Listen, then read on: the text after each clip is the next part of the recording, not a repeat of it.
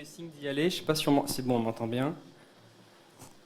Alors, bonjour à tous. Merci d'être venus nous écouter pour vous parler de la digitalisation. On a mis un terme assez compliqué. C'est pour pouvoir attirer aussi les architectes dans la conférence. On espère que ça va fonctionner. Il y en a dans la salle peut-être, désolé.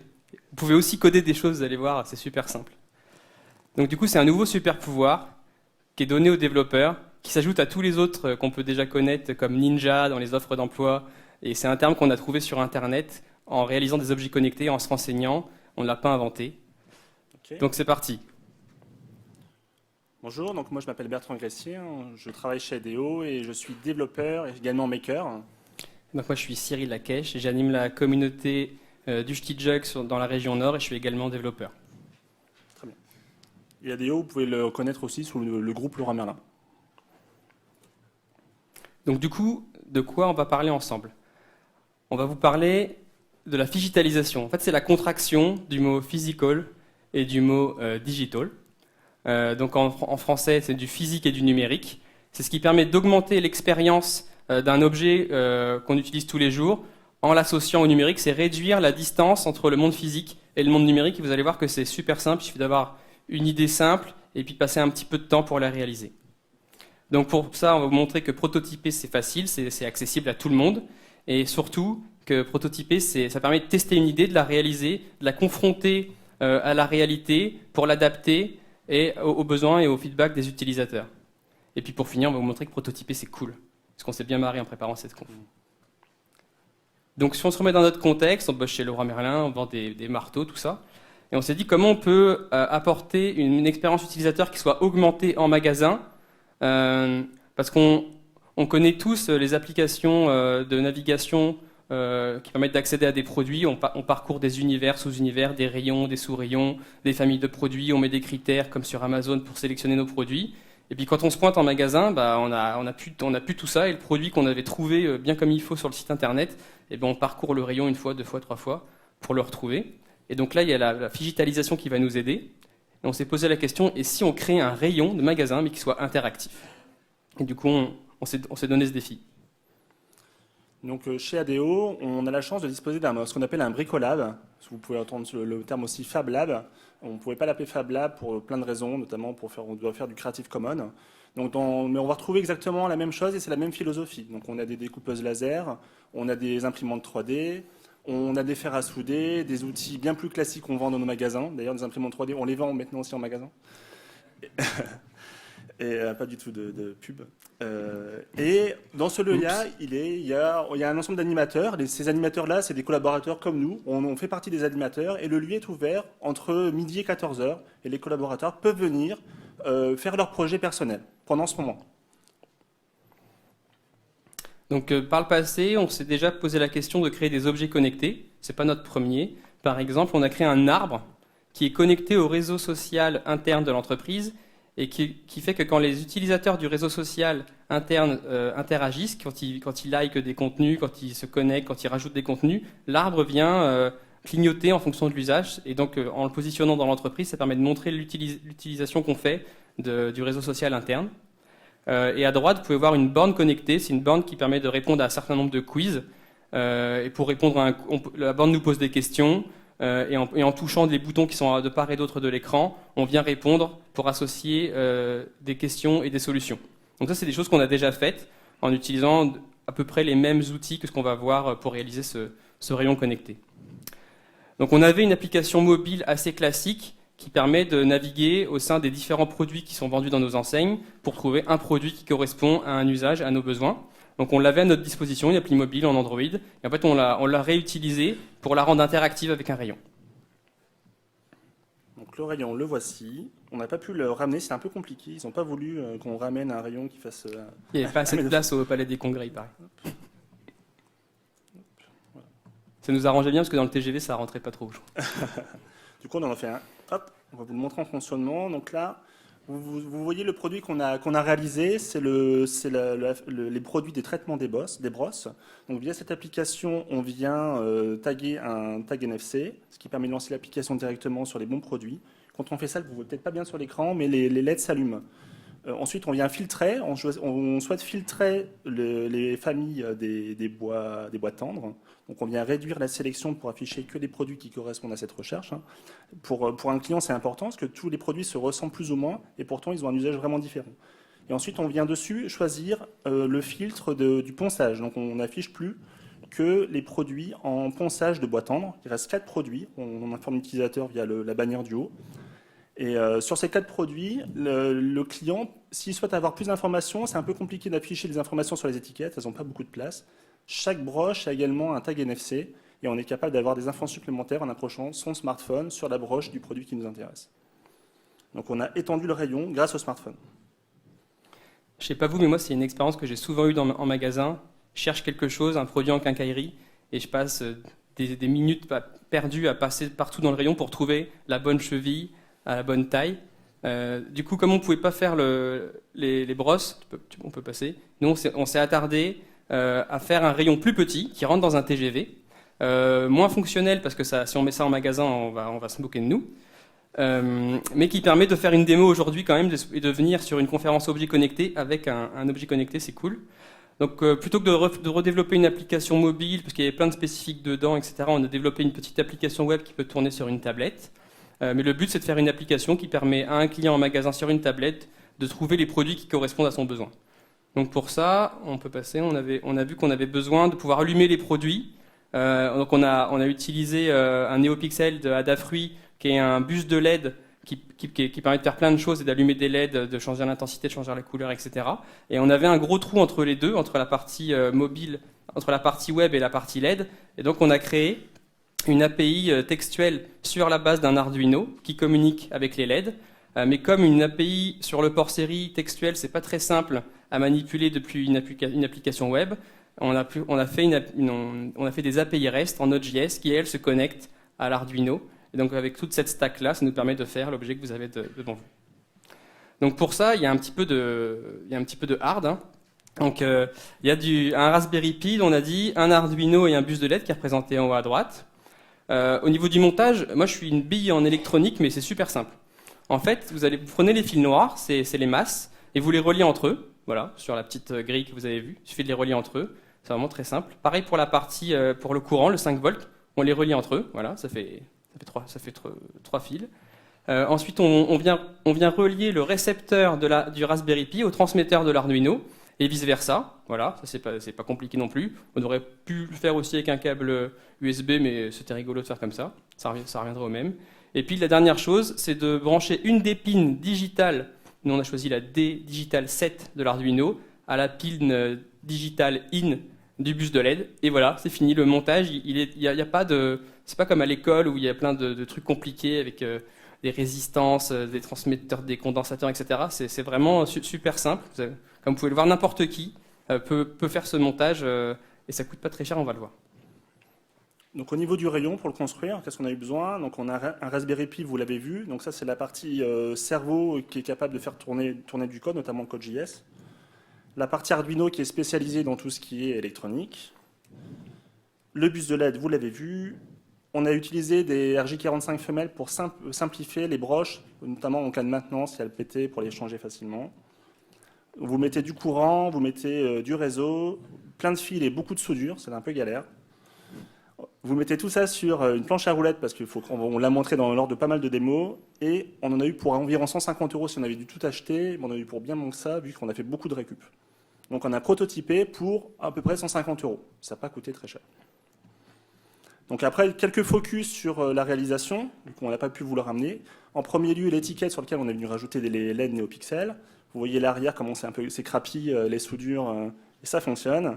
Le branchement sur les RJ45 et le cerveau à l'arrière qui est bien scotché comme il faut, avec le Raspberry Pi dans un beau boîtier et l'Arduino branché dessus.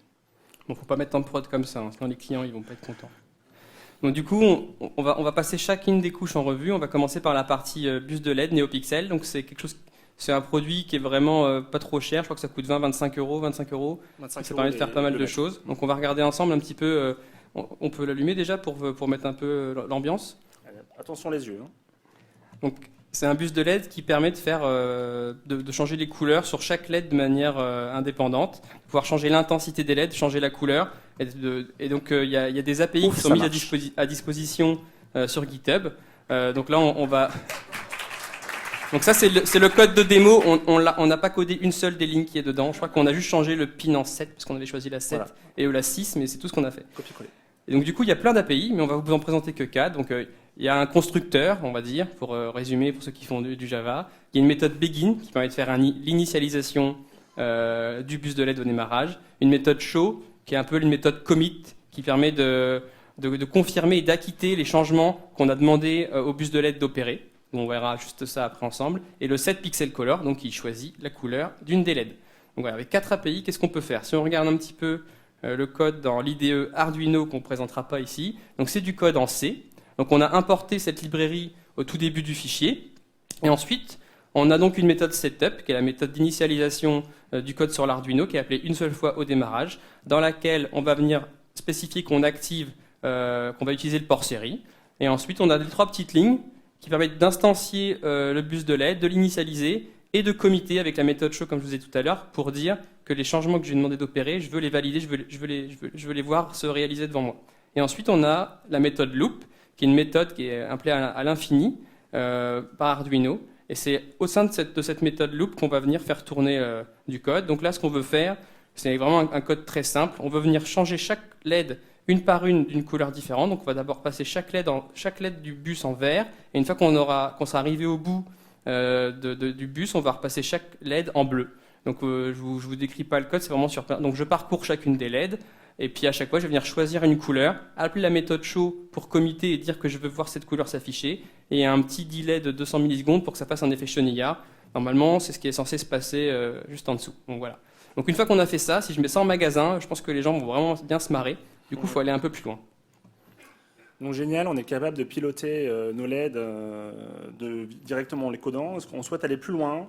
Et on souhaite rajouter une API textuelle pour être capable de piloter les LED une par une avec un code que vous allez voir tout de suite. Donc ce code-là, si on envoie la commande 1 suivie du numéro de LED, on allume la LED qui correspond au numéro passé. Si on envoie la commande 0, on éteint toutes les LED. La commande show, on l'a séparée parce qu'au niveau des specs de l'Adafruit, de la NeoPixel, il y a 50 millisecondes d'acquittement. Donc du coup, c'est quelque chose qu'on souhaite maîtriser. C'est pour ça que c'était séparé.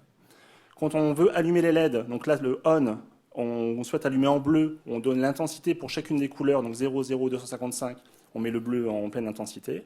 Off, 0, 0, 0, j'éteins toutes les couleurs. Bien, allons voir ça. Vous allez voir, c'est pas beaucoup plus compliqué. Donc je ne vous refais pas le setup, c'est exactement le même. C'est au niveau de la boucle infinie, le loop, que les choses changent. Donc la première chose, je souhaite écouter le port série, et quand il y a quelque chose à lire, je le fais, je passe dans ce if, je regarde le premier caractère, c'est du C.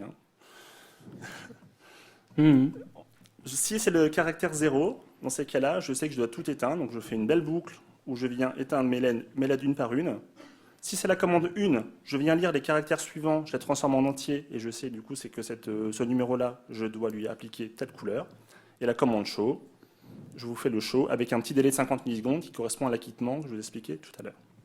Donc si j'upload tout ça, suspense, est-ce que ça va marcher? Peut-être un effet démo. Il ne se passe plus rien normalement. C'est normal, tout est normal, tout est maîtrisé. Ça va. Ouf. On passe dans ce if là, donc là il attend qu'il y ait des caractères qui soient lus. Donc dans l'IDE d'Arduino, je suis capable de aller sur mon port série et je vais lui envoyer une commande. Donc là par exemple, au hasard, si j'allume la LED 42, normalement il ne devrait rien se passer parce que je n'ai pas fait d'acquittement. Je vais en faire une autre pour montrer. Par exemple la LED 4, il ne se passe toujours rien, je fais la commande S et donc là vous devrez voir vos LED.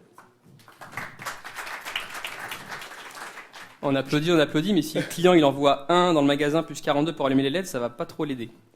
Si j'envoie la commande 0, il ne faut pas qu'on s'arrête là. Normalement, suivi d'un acquittement, j'éteins tout. Génial. Je suis capable de piloter du coup mes LED une par une. Cool. On a fait une API sur un Arduino. Génial. Il y a au moins 30 lignes de code. Truc de fou. C'était dur.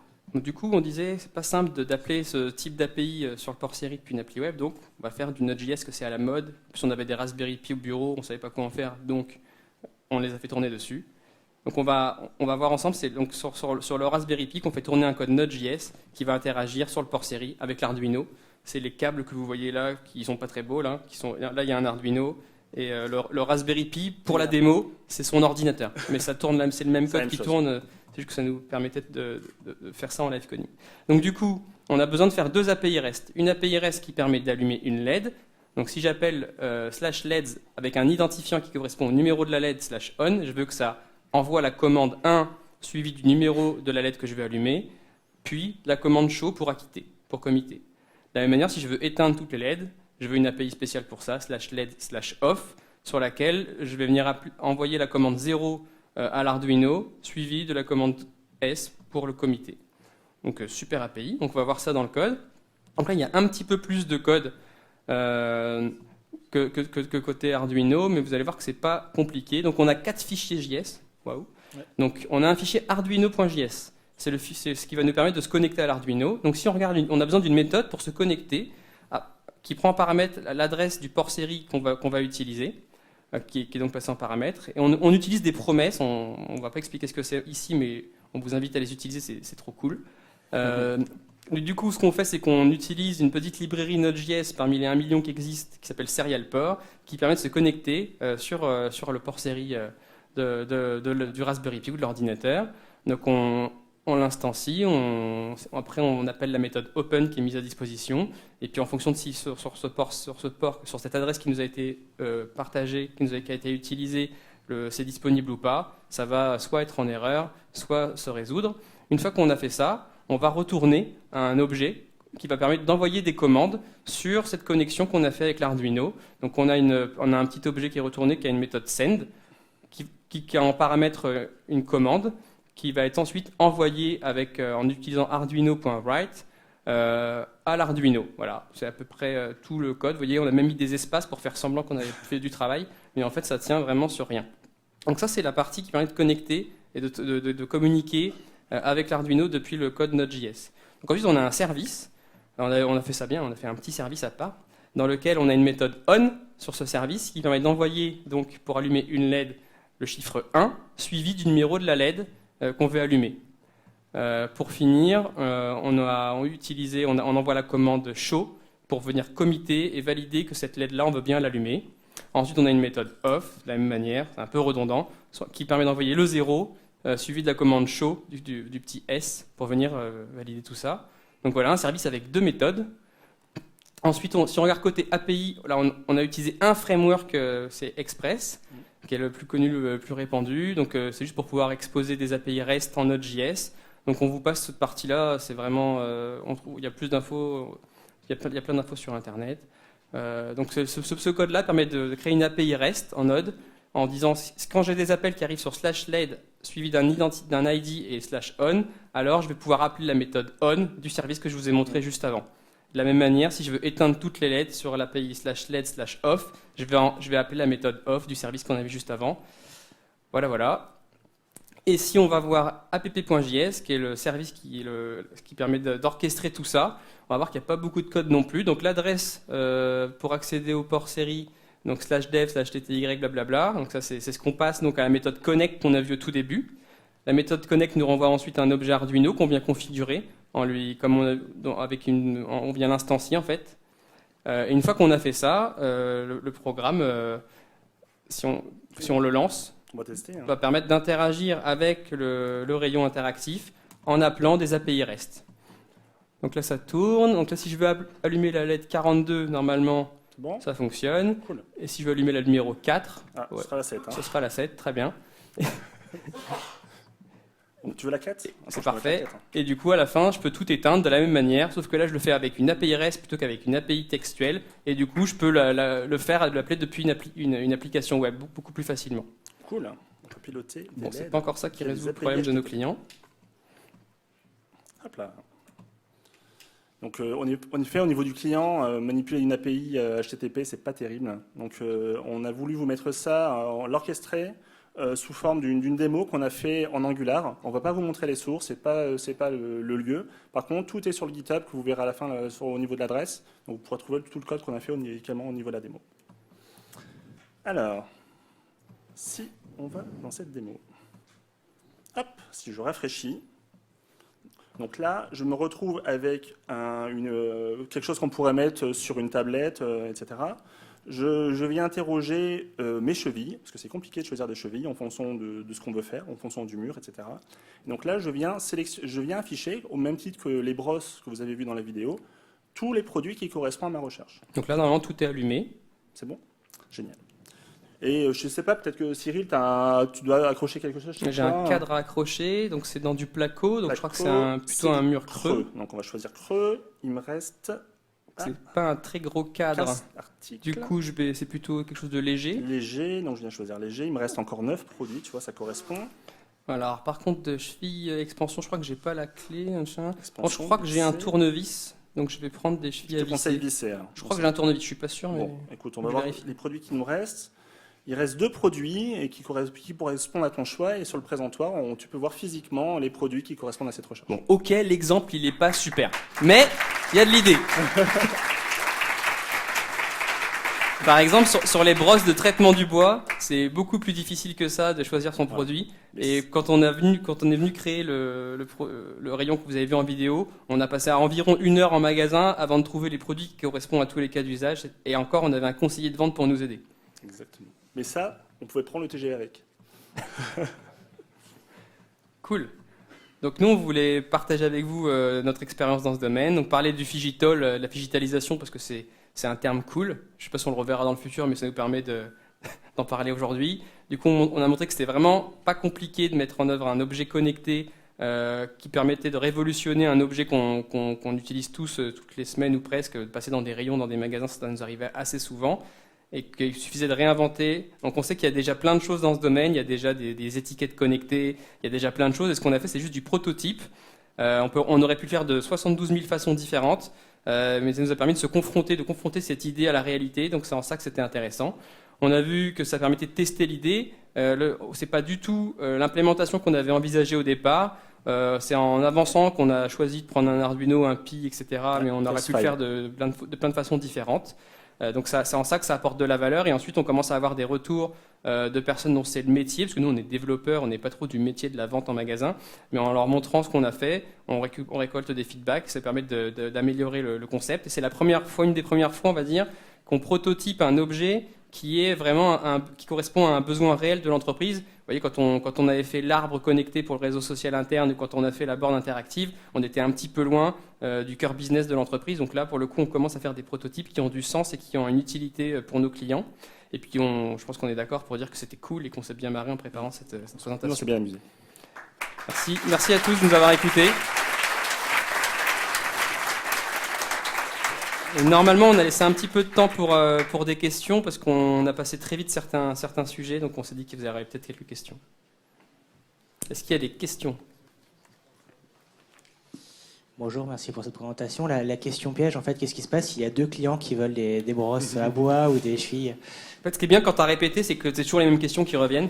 Et du coup, attends, on va faire semblant de réfléchir. Non mais, alors on a 2 réponses. La première réponse, c'est quand quelqu'un utilise un lavabo en sortant des toilettes de Devox, il y a peu de chances pour que tu le pousses et que tu lui dises « moi, je veux me laver les mains ».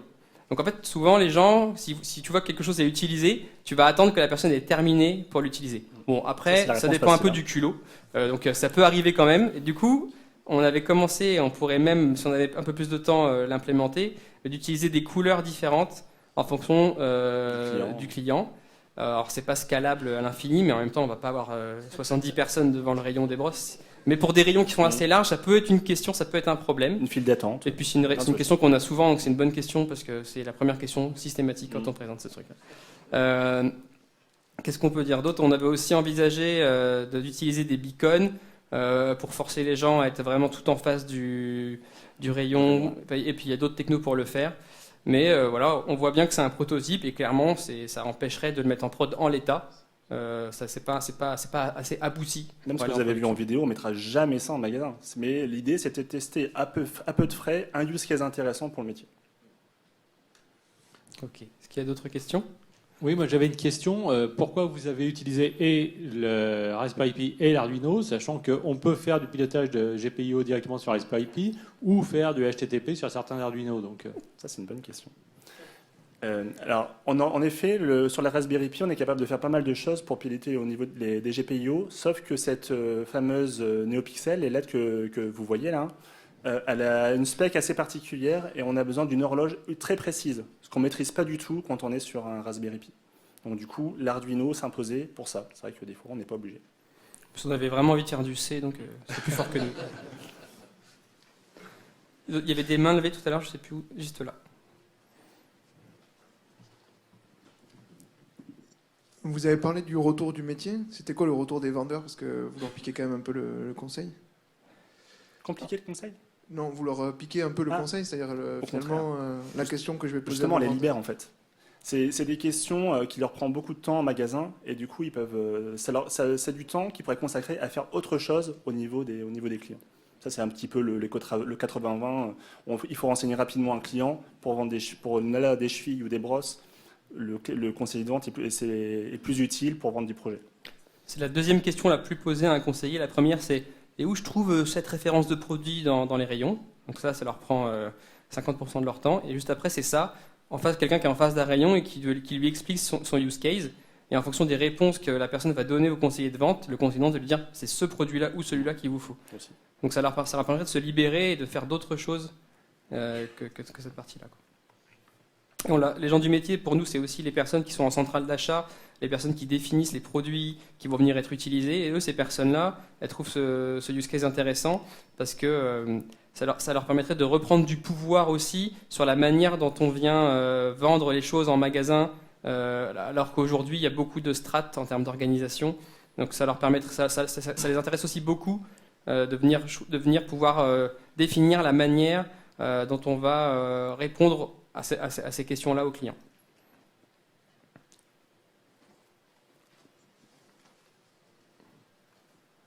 Avec les critères de filtre que vous mettez pour pouvoir sélectionner les produits, il y a une information indirecte que vous n'avez pas naturellement quand on vient juste sélectionner l'élément. Est-ce que vous avez envisagé d'en tirer de l'analyse de data, comme on peut le faire sur le web, en disant en magasin, les gens viennent plutôt avec cet ordre de questions, avec cet ordre de besoins? Donc sur la démo qu'on a faite là, on a triché un petit peu parce que la segmentation client, comme on l'appelle dans le jargon métier, elle est déjà définie à l'avance et elle est en dur dans le code de l'application web, dans le front que vous retrouverez sur GitHub, sur cette adresse-là.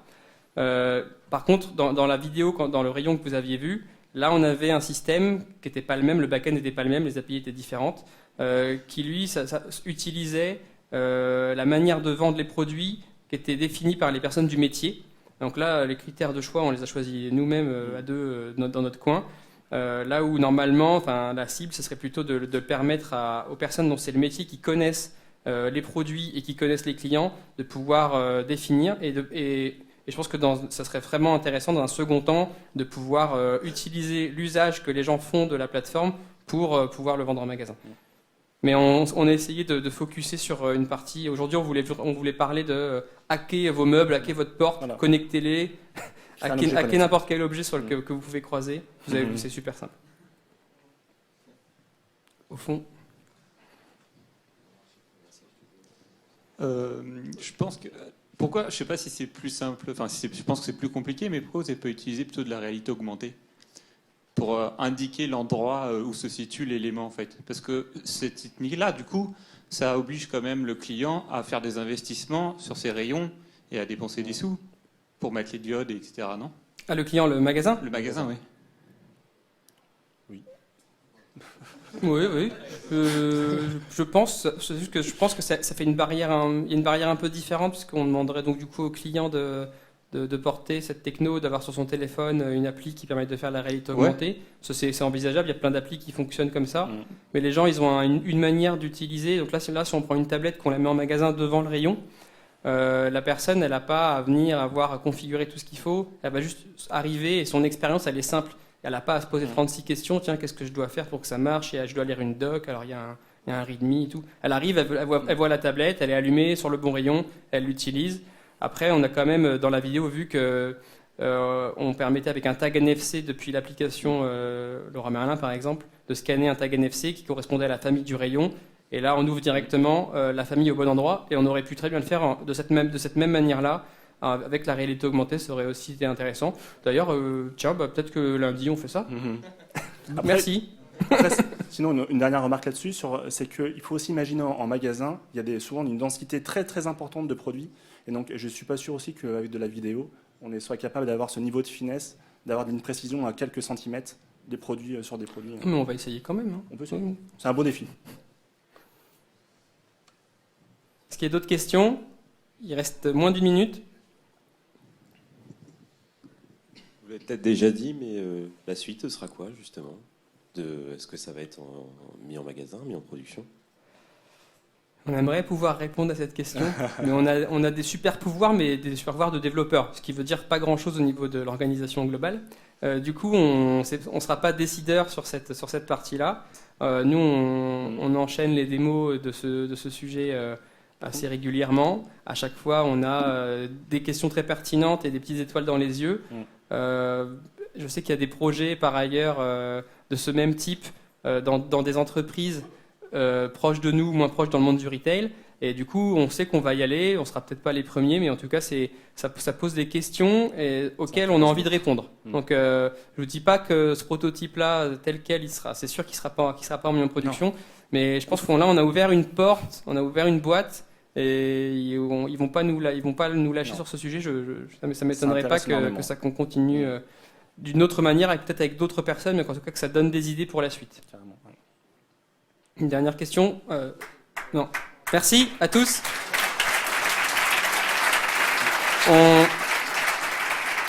On va poster les slides sur Twitter, donc suivez Bertrand, il va tweeter tout ça bientôt, d'ici la fin de la soirée. Merci à vous.